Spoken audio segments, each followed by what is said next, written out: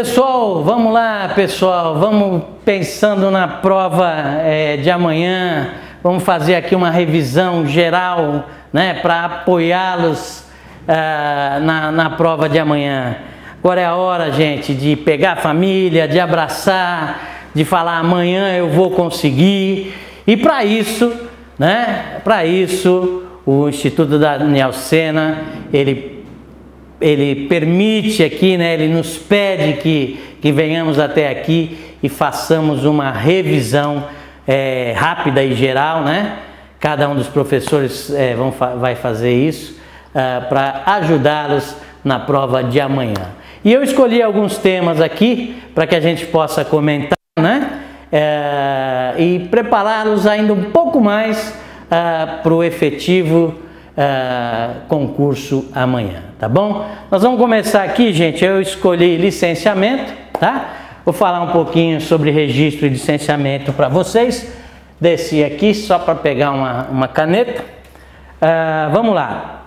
A gente vai ter que lembrar que todos os veículos, né, para transitarem na via pública devem ser registrados, né, e licenciados. A gente vai ter que lembrar que todos os veículos, eles são lacrados, né? Existem placas de identificação dianteira e traseira, com exceção às motocicletas, às motonetas, aos ciclomotores e aos quadriciclos, né? Esses não precisam ter placa dianteira e traseira.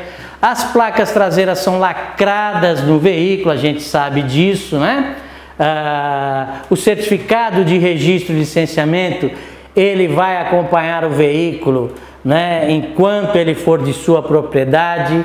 A cada transferência será emitido um novo CRLV. O certificado de licenciamento do veículo, ele deve ser renovado anualmente, né? E por meio da renovação da licença que se recolhe, né, obrigatoriamente, porque senão a licença não será renovada, e isso poderá ocasionar a falta da renovação da licença, poderá ocasionar a retenção do seu veículo, né, e a remoção dele para o pátio. Então você precisa recolher os débitos aí que foram, né, angariados, entre aspas, né, durante o ano, perfeito? Todo ano eu renovo a licença. Com relação à documentação de porte obrigatório, né? A gente tem que lembrar o quê? Que o CRLV é documento de porte obrigatório, né? Salvo, nós temos aí hoje uma exceção, né? Que na redação original do CTB, na redação original do CTB não era previsto isso. A resolução também 205, que trata da documentação de porte obrigatório, também não constava essa exceção na resolução do CONTRAN. Mas hoje, né, em razão da publicação da Lei 13, anota aí, Lei 13.281 de 16, naquelas localidades em que for possível a fiscalização conferir a renovação do licenciamento via sistemas, né, via sistemas eletrônicos, via sistemas do órgão fiscalizador, não será exigido o porte do CRLV, do Certificado de Registro e Licenciamento do Veículo. Mas olha aí, a regra geral, CRLV é de porte obrigatório, exceção nas localidades onde for possível a consulta via sistema. Essa exceção, como eu disse, surgiu em razão da Lei 13.281 de 2016, tá? CNH continua sendo documento de porte obrigatório, tá? Em breve nós teremos aí a CNH eletrônica também, não é isso? O CRLV em breve também vai ser disponibilizado no meio físico e no meio eletrônico, tá? Mas ambos, regra geral, continuam sendo de porte obrigatório. A autorização para conduzir ciclos também é de porte obrigatório. A permissão para dirigir também é de porte obrigatório, tá? A gente tem que lembrar desses documentos, tá bom? Quero falar com vocês também um pouquinho sobre velocidade, tá? Nós temos que nos recordar que caracteriza infração de trânsito o excesso de velocidade, assim como caracteriza infração de trânsito, né? Você andar, né? Você transitar de maneira reduzida, né? Anormalmente reduzida. Você não pode transitar na via em velocidade abaixo da metade, tá certo? Se a via tem 100 km horários e não possui nenhuma faixa à esquerda, isso você pode ver lá no artigo 219, você não poderá transitar a menos da metade da velocidade da via, salvo se ela permitir, né, se ela tiver faixa do lado esquerdo. Aí você pode andar abaixo da metade. Com relação ao excesso, a gente deve lembrar que existem 3 graduações para o excesso de velocidade, né? O artigo 218, ele possui 3 incisos, né? E traz para a gente 3 tipos de velocidade, né? Quanto maior a sua velocidade, mais grave é a infração, tá? Eu tenho que lembrar que, considerando que o excesso de velocidade ele é aferido por meio de equipamento, né?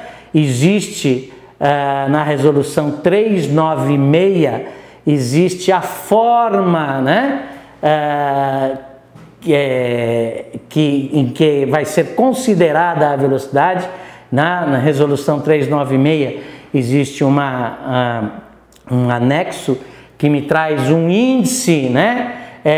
Um índice máximo admissível de erro, né? Linhas gerais, serão descontados 7 km, né? 7 km em cima da velocidade que foi aferida, não é isso?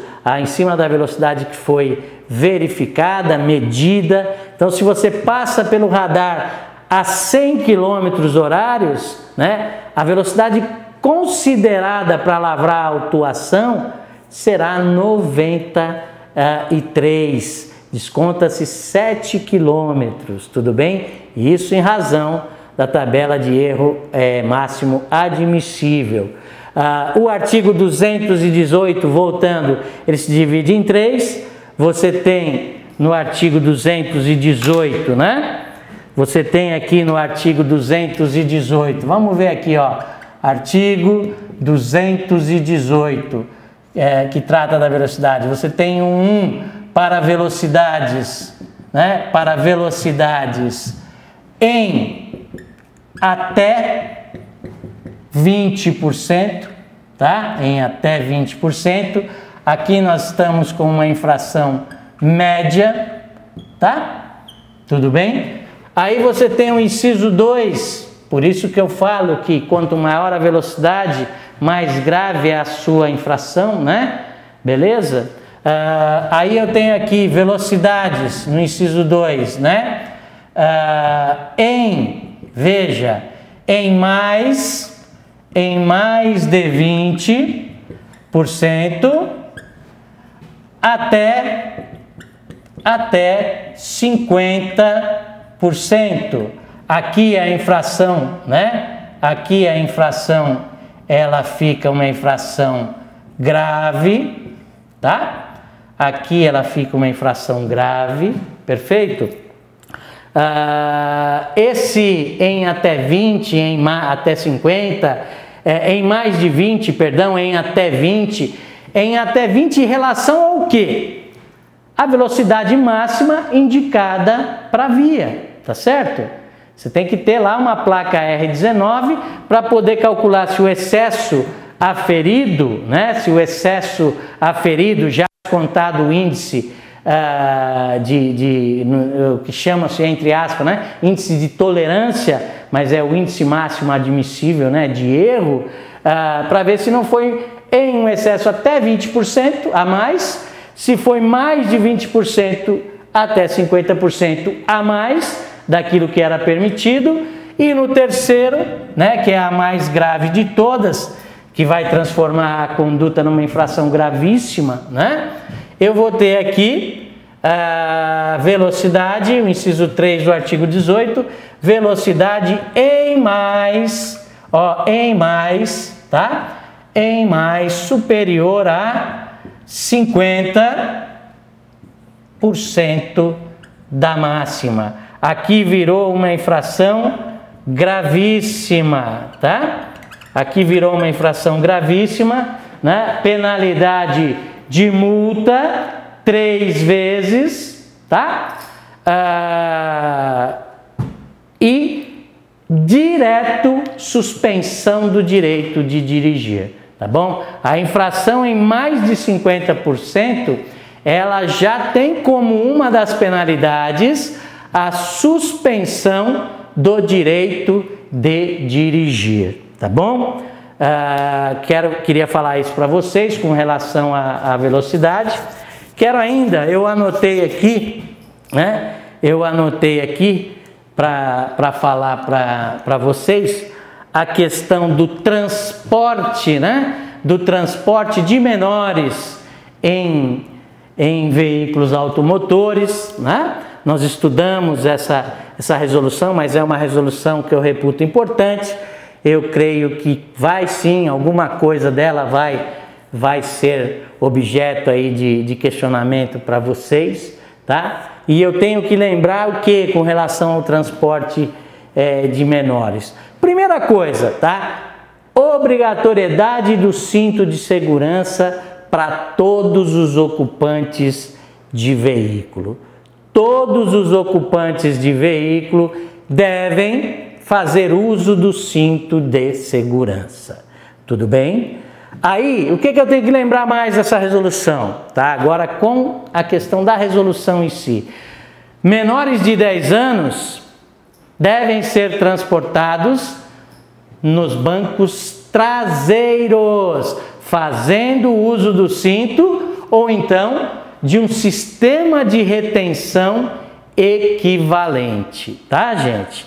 Esse sistema de retenção equivalente pode ser a cadeirinha ou então o assento de elevação, aquele assento que vai levantar um pouquinho a criança em relação ao banco, permitindo talvez a colocação do cinto, né? Então tem que observar se já é possível o assento de elevação e com isso, com esse assento, consegue-se colocar o cinto, ou então se é necessário mesmo a cadeirinha, tá? Mas de qualquer forma, a criança tem que estar usando ou cinto ou sistema de retenção equivalente, cadeirinha, assento de elevação, tá? As crianças necessariamente, as crianças menores de 7 anos, e meio, elas devem estar usando o sistema de retenção. Lembram-se disso? Tá? Eu não posso colocar numa criança de 7,5 o cinto de segurança. Ela tem que estar ali com o cinto de segurança ou com a cadeirinha ou com o assento de elevação. Preciso lembrar disso. Caso,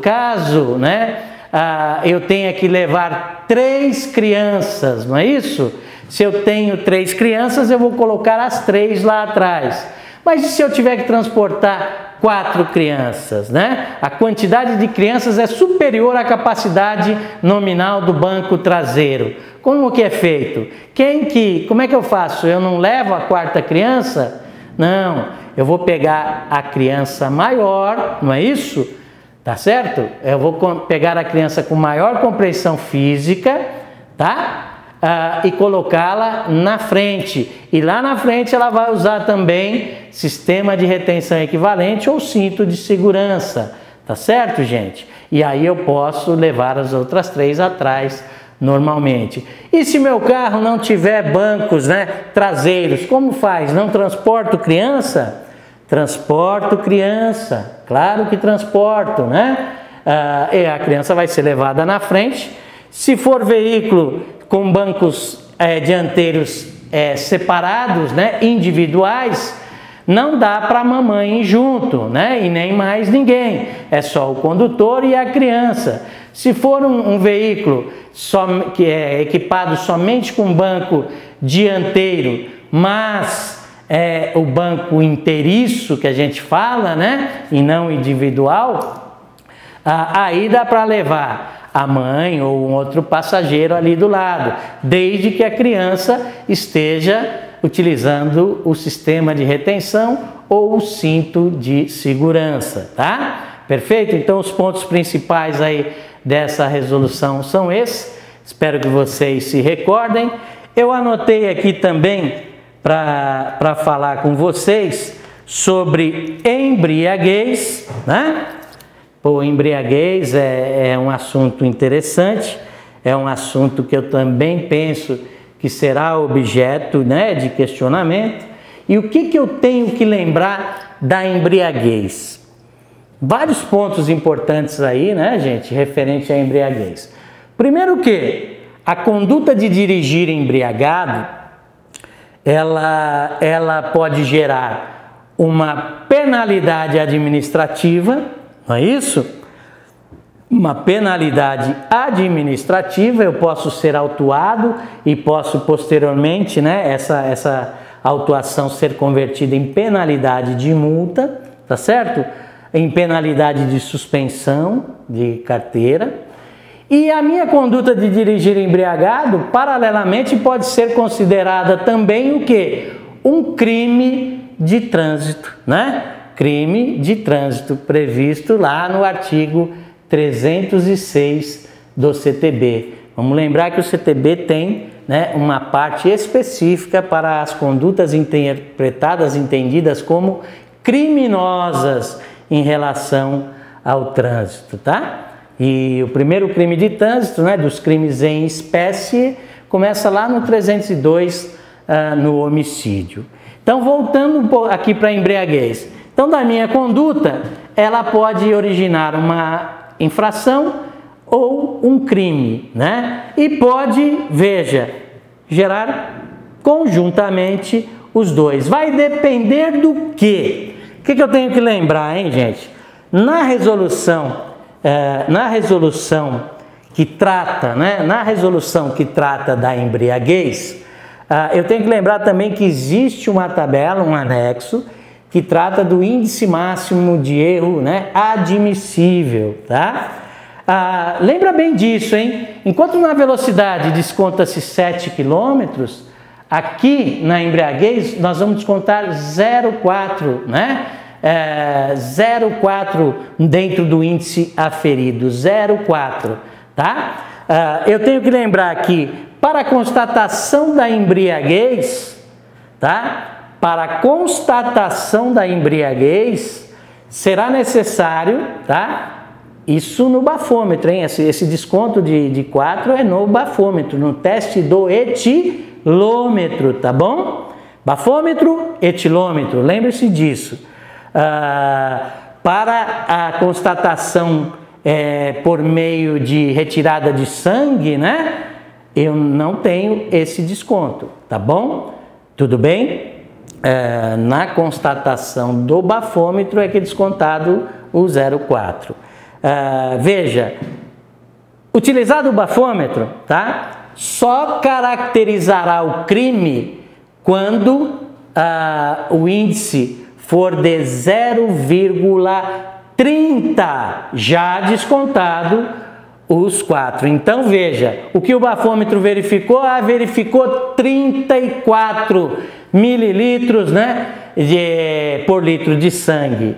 0,34 mililitros. Descontou 4, ficou com 30 30 caracteriza crime, olha na tabela, tá? Agora, o bafômetro foi utilizado, foi feito o teste e foi verificado, foi constatado 0,20 de concentração alcoólica, né? Por miligrama de litro de ar alveolar, 0,20.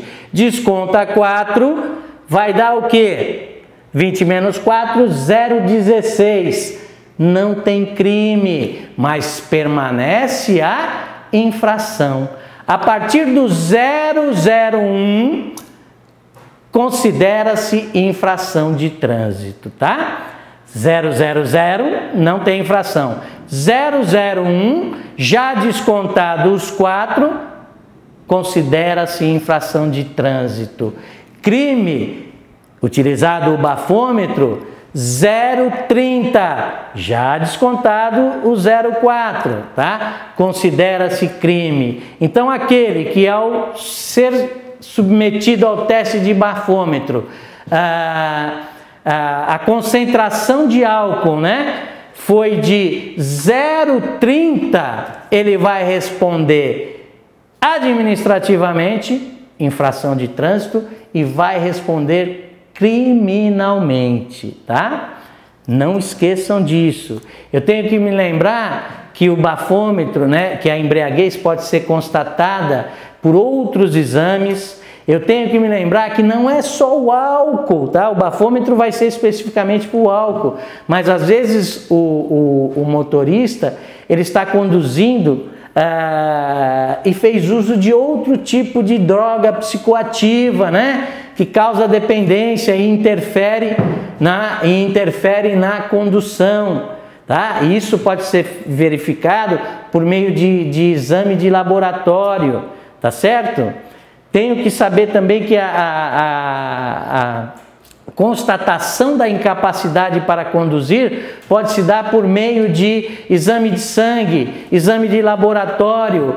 Tenho que lembrar que essa constatação de incapacidade pode se dar por qualquer prova em direito admitido, né? Pode ser filmagem, pode ser prova testemunhal, tudo bem?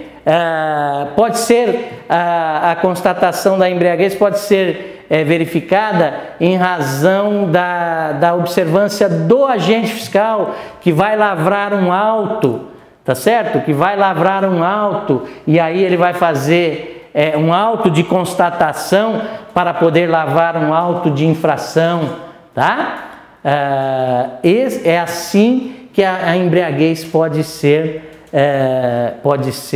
constatada, tá? Tudo bem, gente? Tem que lembrar desses detalhes. Pode ser só infração, pode ser infração e crime, tá certo? Vai depender ali do índice de concentração alcoólica, tudo bem? Não posso esquecer disso quando eu falo em embriaguez, tá certo? Tenho que lembrar com relação à embriaguez que hoje eu acredito que alguma coisa nesse sentido deva ser perguntado, tá? Eu tenho que lembrar que a embriaguez, que antes era só uma causa de aumento de pena, tá? A embriaguez anteriormente, tá? Antes de 2017, ela era considerada uma causa de embriaguez, a embriaguez, no caso do homicídio, era uma causa de aumento de pena. Hoje não, né? A embriaguez, se o condutor praticar um homicídio na direção de veículo automotor e estiver embriagado, não é só uma causa de aumento, ela modifica completamente a pena, tá? A pena que era de detenção para o homicídio passa para reclusão. Não esqueça disso, tá? A pena que era de 2 a 4 anos passa de 4 a 8 anos. Veja que modificou completamente. Então, embriaguez hoje, houve até uma certa confusão, né? Com relação à pena do crime de embriaguez. Se ele for pego só embriagado, a pena é a do 306. E houve essa confusão quando saiu a lei em 17, que alterou, né, a questão do homicídio praticado na direção de veículo automotor, tá? Agora a pena para embriaguez é 8 anos. Não, não é isso. É no caso do homicídio praticado por quem estava embriagado. Não existe aí, de novo, eu já falei disso lá atrás, numa revisão de exercícios para vocês, se eu não estou enganado, né? A embriaguez, nesse caso, ela não vai existir aí um concurso material de crimes, tá? A embriaguez, no caso da lesão corporal e no caso do homicídio, tá? Vai servir para modificar a pena, tudo bem? É isso que vai acontecer. Não posso esquecer desses detalhes com referência à embriaguez, tá bom, gente?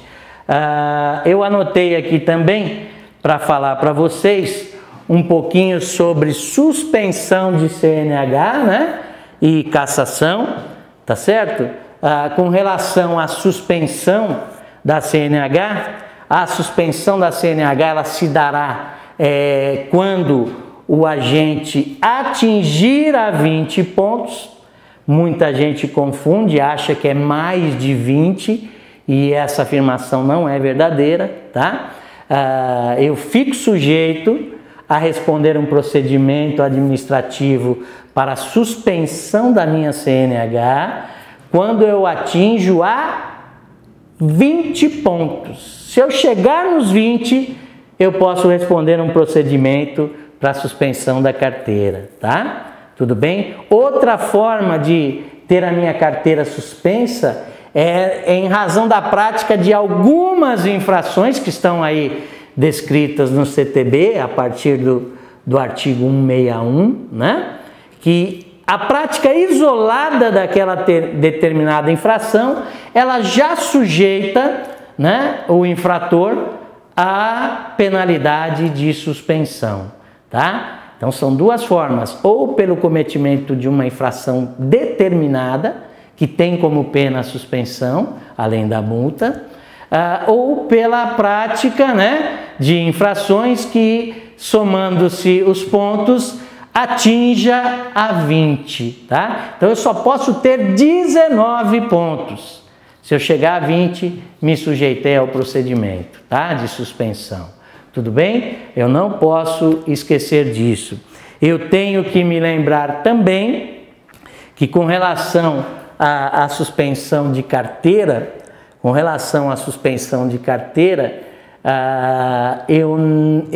a pena mínima hoje, né, a pena inicial é de 6 meses, tá? De 6 meses a 2 anos, tudo bem? Eu não posso esquecer disso. Na reincidência, essa pena vai ser maior, tá? Na reincidência, se eu tiver aí novas infrações que causaram a suspensão dentro do período, né, de 1 ano, veja, fiquei com a carteira apreendida 6 meses.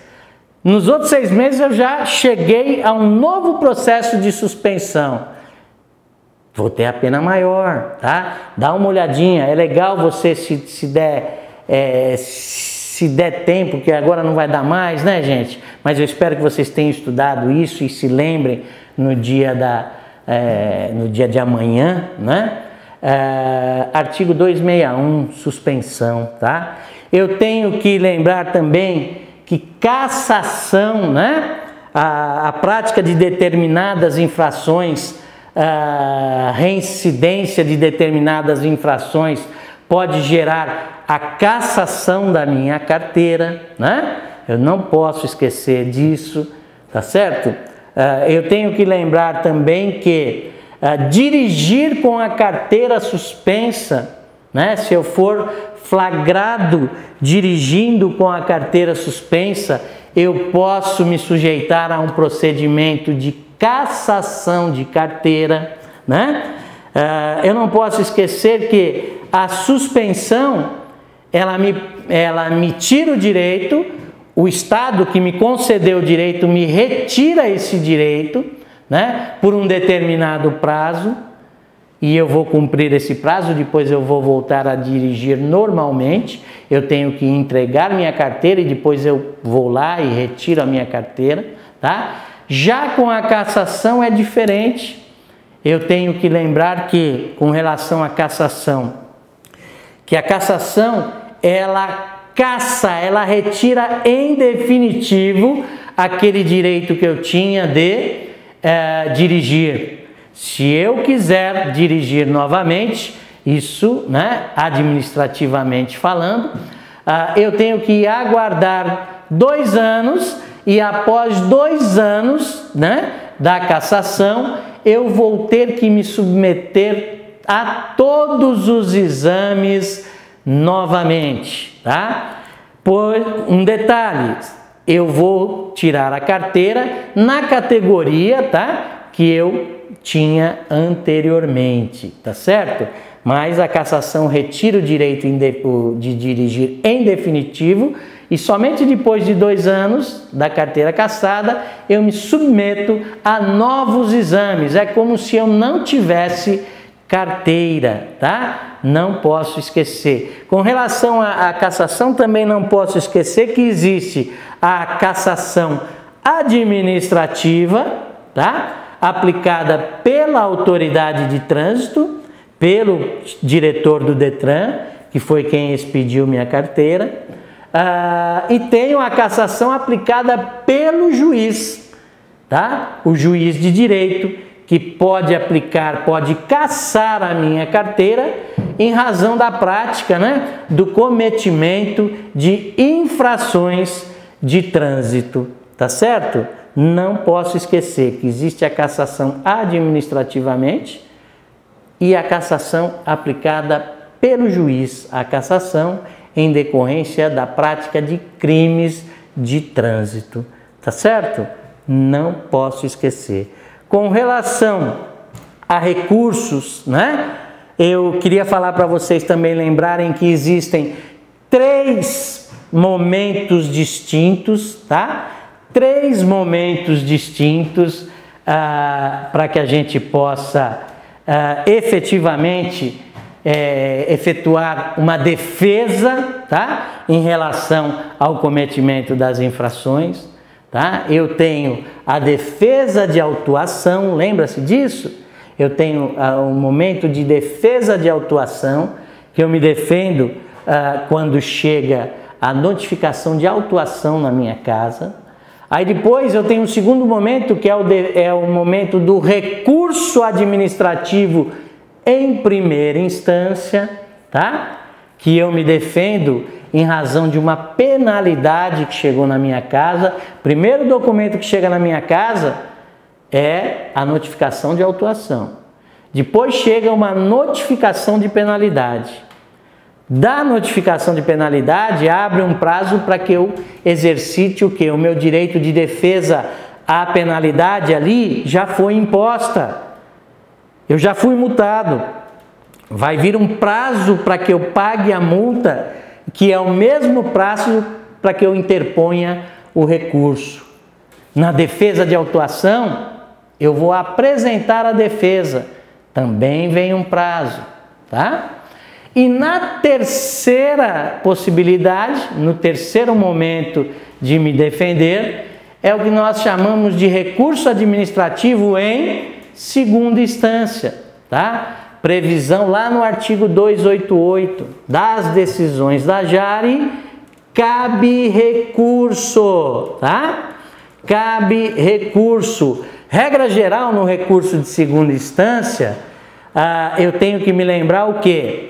Que nos recursos de segunda instância, se a penalidade foi aplicada por autoridade estadual ou municipal, o recurso em segunda instância será direcionado para o CETRAN ou CONTRANDIF, se estivermos no Distrito Federal. Mas em todos os estados, fora o Distrito Federal, a multa aplicada pelo Estado ou pelas prefeituras municipais, o recurso em segunda instância será direcionado para o Conselho Estadual de Trânsito, tá? Já se a infração foi praticada e a multa foi aplicada, a penalidade foi aplicada por órgão federal, regra geral, o recurso em segunda instância é direcionado para o CONTRAN, tá? para o CONTRAN, regra geral. Isso quando? Quando se tratar, né, de penalidade gravíssima ou de cassação de carteira, né, por mais de 6 meses, aí, suspensão, perdão, por mais de 6 meses. Aí vai para o CONTRAN. Nas infrações graves aplicadas por órgão federal, né, o recurso em segunda instância será direcionado para o órgão colegiado, tá? Para o órgão colegiado do órgão que aplicou a penalidade. No caso da PRF, que é um órgão federal, o recurso em segunda instância, em se tratando de infrações graves, né, médias e leves, o recurso em segunda instância é direcionado para o órgão colegiado da PRF, dentro do estado onde ocorreu a infração. Perfeita? Perfeito? A gente tem que lembrar disso com relação aos recursos, tá certo? 3 momentos distintos para que a gente possa nos defender, tudo bem? Que mais que eu poderia falar aqui para vocês? Falamos do recurso, da suspensão, do licenciamento, né? Assuntos que esses eu reputo de grande importância e com grande possibilidade, tá? De ser objeto de questionamento. Uma coisa que eu queria deixar aqui, ó, eu também falei isso lá nos testes não me lembro se foi lá no simulado, se foi na aula de testes, mas eu me lembro de ter falado e quero afirmar aqui de novo para vocês. A CESP, ela gosta muito de perguntar se essa conduta, se essa infração é gravíssima, se é grave, se é média, né? Então foi importante vocês terem estudado, né, as infrações, tá? No dia da prova, lembra daquilo que eu falei lá atrás, aquelas infrações que colocam em risco diretamente a vida. Se você pensar assim, a possibilidade de acertar é muito grande. Elas são de natureza gravíssima, tá certo? Elas são de natureza gravíssima. Tudo bem? Lembre disso. As condutas leves, a própria conduta vai te indicar, tá certo? Né? Se você decorou lá, como eu falei, as médias, ótimo. E aí o resto então vai ser grave. Tá certo? Lembre-se também que na infração gravíssima, tá? É somente nas infrações gravíssimas que pode ocorrer a questão da multiplicação dos valores, né, da multa, tá certo? Muitas vezes você vê determinada infração, a exemplo da embriaguez, né? A embriaguez você vê lá que está escrito, pode olhar lá. Pode olhar lá. Aliás, falando de embriaguez, eu esqueci de uma coisa sobre a embriaguez que eu vou voltar aqui já para falar, tá? Me dá só um tempinho. Observe que com relação às infrações gravíssimas e na embriaguez, pode ver lá assim, penalidade, multa 10 vezes, né? Penalidade de multa 10 vezes. Somente nas infrações gravíssimas é que isso vai acontecer. Esse fator aí de multa 10 vezes, ele faz com que o valor da multa, o valor da infração gravíssima, né, seja multiplicado, tá? Seja multiplicado por 10 vezes. Às vezes por 3, tem infração que o fator de agravamento é 5, tem fator de agravamento 3, tá? Mas só altera o valor da multa, não altera a pontuação. Aquele que é flagrado dirigindo embriagado perde 7 pontos, tá certo? E não 21, né? Ou não 70 pontos, né? Perdão, tá certo? É isso. O fator de agravamento, né? Multa 3 vezes, multiplica por 3 o valor da multa. Multa 10 vezes, multiplica por 10 o valor da multa e não a pontuação, tá certo? O que eu queria agora que eu lembrei de falar da embriaguez é que a recusa, a simples recusa, né, em submeter-se a qualquer um dos testes, tá, gente? Qualquer um dos testes, o condutor será autuado com base no artigo 165-A. Então, se ele se submete ao bafômetro e é constatada uma concentração alcoólica, né, acima de 0,01, ele é autuado, tá? Se ele se recusar, ele também será autuado com base no artigo 165-A do CTB, também com uma multa agravada no valor de 10 vezes. O artigo 165 e o artigo 165-A geram ali a mesma penalidade, tá certo? Inclusive a suspensão e o recolhimento da habilitação. Perfeito? Nos casos da infração de embriaguez, o veículo será liberado para um condutor que chegue até o local e que se apresente em condições de dirigir. Portanto, ele será submetido ao teste do etilômetro, tá bom? Então não esqueçam disso. Professor, mas então eu posso me recusar? Posso sim. Falei para vocês quando nós estudamos a resolução 432 de 2013. A recusa, gente, é prevista, porque, né, ninguém está obrigado aí a produzir provas, né, a se auto-incriminar. Isso é uma previsão lá do Pacto de San José da Costa Rica, tá certo? Então eu posso me recusar, mas a recusa também vai gerar, né, uma infração de trânsito. Com a recusa e estando o condutor, né, aparentemente, visivelmente embriagado, em razão da recusa será lavrado apenas o auto de infração. Agora, se visivelmente ele estiver embriagado e não se submeter ao teste do etilômetro, ele será autuado e também, né, será conduzido ao distrito policial para ali o início, né, para o registro dessa situação de embriaguez, tá? Tudo bem? É muito importante que a gente tenha falado isso sobre a embriaguez, tá bom, gente? No mais, meus queridos, do fundo do coração, trabalhei aqui com vocês bastante, espero ter atendido às expectativas e espero do fundo do coração que vocês cheguem lá, tá? Uma vaga no concurso público sempre depende da gente, tá? Eu quero que vocês vão amanhã com o coração tranquilo. Vocês fizeram tudo o que vocês podiam ter feito para prestar essa prova amanhã.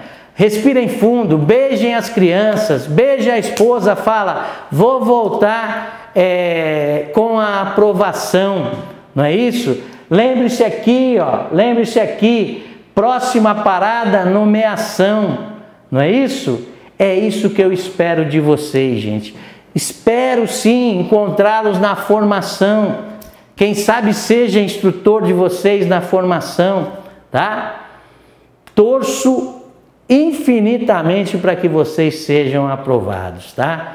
Um beijo no coração de vocês. Boa sorte, tá? Vão tranquilos, durmam bem. E amanhã cheguem lá e arrebentem.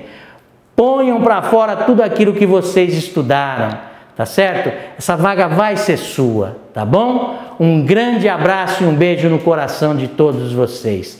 Até a próxima.